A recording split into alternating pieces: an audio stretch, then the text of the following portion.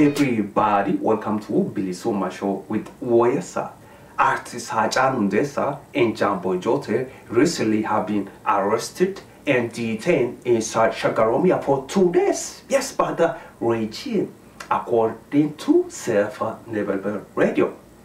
Jambo Jote, his location is unknown at this time. Hachalu Hundess is heading to the US, possibly St. Paul, Minneapolis area. If you want to listen to SNR Internet Radio, go to at the bottom of this video.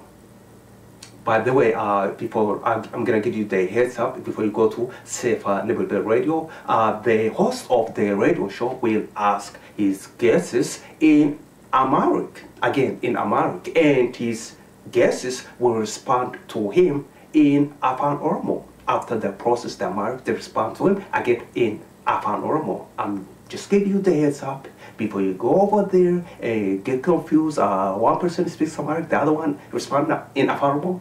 I'm just let you know. Again, I don't want you to get confused. Again, at the bottom of this video, more information for a safer Never Radio.